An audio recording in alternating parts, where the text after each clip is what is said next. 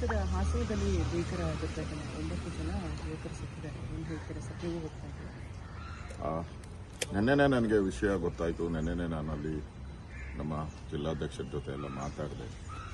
ಭಾಳ ಮೊದಲಾದಾಗ ಸುಮಾರು 4-5 ಜನ ಅಂದರು. ಕೊನೆಯಲ್ಲಿ ಅದು 8-9, ಇನ್ನೂ ಭಾಳ ಜನ ಸೀರಿಯಸ್ ಆಗಿದ್ದಾರೆ. ಗಣೇಶನ ಹಬ್ಬದಲ್ಲಿ ಈ ಥರ ದುರ್ಘಟನೆ ಆಗಿರ್ತಕ್ಕಂಥದ್ದು ಅದು ಭಾಳ ನೋವಿನ ಸಂಗತಿ. ಮೃತರಾಗಿದ್ದಾರೆ ಎಲ್ಲರೂ, ಪಾಪ ಎಲ್ಲ ಹಳ್ಳಿಯ ಜನ, ಅದರಲ್ಲೂ ವಿದ್ಯಾರ್ಥಿಗಳು ಎಲ್ಲ ಇದ್ದಾರೆ. ಅದರಲ್ಲಿ ಒಂಥರ ಭಾಳ ನೋವು ತರೋವಂಥದ್ದು. ಗಣೇಶನ ಹಬ್ಬದಲ್ಲಿ ಈ ಥರ ಘಟನೆ ಆಗಿದೆ ಅಂತೇಳಿ ನನಗೂ ಭಾಳ ನೋವಾಗಿದೆ. ಚಾಲಕನ ಅಚಾತುರ್ಯದಿಂದ ಆಗಿದೆ ಅಂತೇಳಿ ಮೊದಲ ಮಾಹಿತಿ ಬಂದಿದೆ. ಪೊಲೀಸರು ಕೂಡ ಅದನ್ನು ತನಿಖೆ ಮಾಡ್ತಾ ಇದ್ದಾರೆ. ಸೊ ನಾನು ಕೂಡ ಅಲ್ಲಿಗೆ ಭೇಟಿ ಮಾಡ್ತಾ ಇದ್ದೀನಿ, ಹೋಗ್ತಾ ಇದ್ದೀನಿ. ನಾನು ಕೂಡ ಆಸ್ಪತ್ರೆಗೆ ಭೇಟಿ ಮಾಡ್ತೀನಿ, ಗಾಯಾಳುಗಳನ್ನು ಭೇಟಿ ಮಾಡ್ತೀನಿ, ಮೃತರ ಯಾರಾಗಿದ್ದಾರೆ ಅವರ ಕುಟುಂಬಕ್ಕೆ ಸಾಂತ್ವನ ಹೇಳೋ ಕೆಲಸ ಮಾಡ್ತಾ ಇದ್ದೀನಿ. ಇದಾಗಬಾರ್ದಾಯಿತು. ಗಣಪತಿ ಹಬ್ಬದಲ್ಲಿ ಈ ಥರ ಆಗಿದೆ ಅನ್ನೋದು ನನಗೆ ಭಾಳ ನೋವಾಗಿದೆ. ಸೊ ಅವರ ಆತ್ಮಕ್ಕೆ ಶಾಂತಿ ಸಿಗಲಿ. ಈಗಾಗಲೇ ಸರ್ಕಾರನೂ ಕೂಡ ಪರಿಹಾರ ಘೋಷಣೆ ಮಾಡಿದ್ದಾರೆ. ನಮ್ಮ ಪಾರ್ಟಿಯಿಂದನೂ ಕೂಡ ಅದಕ್ಕೆ ಯೋಚನೆ ಮಾಡ್ತಾ ಇದ್ದೀರಿ.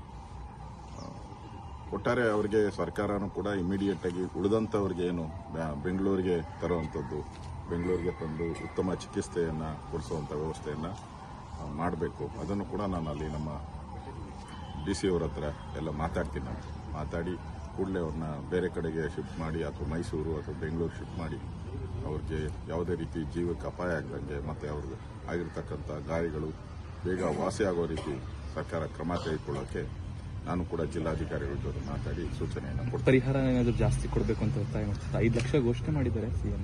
ಅಲ್ಲ, ಮಾಡಿದೆ. ಒಂದು 10 ಲಕ್ಷ ಕೊಟ್ಟಿದ್ರೆ ಒಳ್ಳೇದಿತ್ತು. ನಾನು ಅಲ್ಲಿ DC ಅವ್ರ ಜೊತೆ ಮಾತಾಡಿ ಅದು ಸರ್ಕಾರಕ್ಕೂ ಹೇಳ್ತೀನಿ. ನಾನು ಕೃಷ್ಣ ಬೈರೇಗೌಡನು ಕೂಡ ಹೋಗ್ತಾ ಇದ್ದಾರೆ ಅಂತ ಸುದ್ದಿ ಬಂದಿದೆ. ನಾನು ಕೂಡ ಮಾತಾಡ್ತೀನಿ. ಒಂದು 10 ಲಕ್ಷ ರೂಪಾಯಿ ಪರಿಹಾರ ಕೊಟ್ಟರೆ ಏನು ಡಿಮ್ಯಾಂಡ್ ಏನೂ ಅಲ್ಲ. ಈ ಸಂದರ್ಭದಲ್ಲಿ, ಆ ನೋವಿನ ಸಂದರ್ಭದಲ್ಲಿ ಬಡವರು ಇದ್ದಾರೆ, ಹಳ್ಳಿ ಜನ, ಅದಕ್ಕೋಸ್ಕರ ಹಳ್ಳಿ ಜನ ಇದ್ದಾರೆ. ಒಂದು 10 ಲಕ್ಷ ರೂಪಾಯಿ ಪರಿಹಾರ ಕೊಟ್ಟರೆ ಒಳ್ಳೇದಂತ ನಾನು ಸಲಹೆಯನ್ನು ಕೊಡ್ತೀನಿ. ನಾನು ಸರ್, ಈ ಮಧು ದುರ್ಘಟನೆ ಬಳಿಕ ಈಗ ಚಿತ್ರದುರ್ಗದಲ್ಲಿ ಗಣೇಶ ವಿಸರ್ಜನೆಗೆಲ್ಲ ಸಿದ್ಧತೆಗಳಾಗ್ತಾ ಇದೆ. ಯಾವ ರೀತಿಯಾಗಿ ಸರ್ಕಾರ ಗಮನ ವಹಿಸಬೇಕು ಸರ್ ಭದ್ರತೆ ದೃಷ್ಟಿಯಿಂದ? ನೋಡಿ, ಚಿತ್ರದುರ್ಗದಲ್ಲಿ ಪ್ರತಿ ವರ್ಷನೂ ಮಾಡ್ತಾ ಇದ್ದಾರೆ. DJಗೆ ಪರ್ಮಿಷನ್ ಕೇಳಿದರು, ಅಲ್ಲಿ ದೊಡ್ಡ ಮಟ್ಟದಲ್ಲಿ ಮಾಡ್ತಾ ಇದ್ದಾರೆ. ಸೊ ಸರ್ಕಾರ ಮುಂಜಾಗ್ರತಾ ಕ್ರಮವಾಗಿ ಸುತ್ತಮುತ್ತ ಇರುವಂಥ ಜಿಲ್ಲೆಯಿಂದ ಪೊಲೀಸರನ್ನ ತಗೊಂಬಂದು ಯಾವುದೇ ಕಿಡಿಗೇಡಿಗಳು ಮಸೀದಿಯಿಂದ ಕಲ್ಲು ಹಾಕುವಂಥದ್ದಕ್ಕೆ ಅವಕಾಶ ಕೊಡಬಾರ್ದು.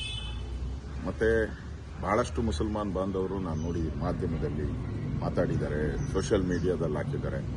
ಎಲ್ಲ ರಸ್ತೆಗಳಲ್ಲೂ ಕೂಡ ಗಣೇಶನೂ ಹೋಗ್ಬೋದು ಮತ್ತು ಎಲ್ಲ ಧರ್ಮದವರು ಹೋಗ್ಬೋದು. ಅದಕ್ಕೆ ಯಾರು ರೆಸ್ಟ್ರಿಕ್ಷನ್ ಮಾಡಬಾರ್ದು ಅಂತ ಹೇಳ್ತಾರೆ. ಕೆಲವು ಕಿಡಿಗೇಡಿಗಳು, ಈ ಪಾಕಿಸ್ತಾನ ಜಿಂದಾಬಾದ್ ಅನ್ನೋ ಗಿರಾಕಿಗಳು, ಇವರು ಈ ಥರ ಕೋಮುಗಲಭೆಗಳನ್ನು ಸೃಷ್ಟಿ ಮಾಡ್ತಾ ಇದ್ದಾರೆ. ಸೊ ಅವ್ರಿಗೆ ಈ ಸರ್ಕಾರನೂ ಕೂಡ ಎಲ್ಲೋ ಒಂದು ಕಡೆ ಅವ್ರ ಕೇಸ್ ವಾಪಸ್ ತೆಗೆಯೋದ್ರಿಂದ ಅವ್ರು ಇನ್ನಷ್ಟು ಕುಮ್ಮಕ್ಕೆ ಬರ್ತಾ ಇದೆ ಅಷ್ಟೇ. ಅದರಿಂದ ಇವೆಲ್ಲ ಜಾಸ್ತಿ ಆಗ್ತದೆ. ಒಂದು ಸರಿ ಅವರಿಗೆ ಸರಿಯಾದ ಪಾಠ ಕಲಿಸಿದ್ರಿ ಈ ಪಾಕಿಸ್ತಾನ ಗಿರಾಕಿಗಳಿಗೆ, ಈ ಥರದ ಘಟನೆಗಳು ಆಗ್ತಾ ಇದೆ.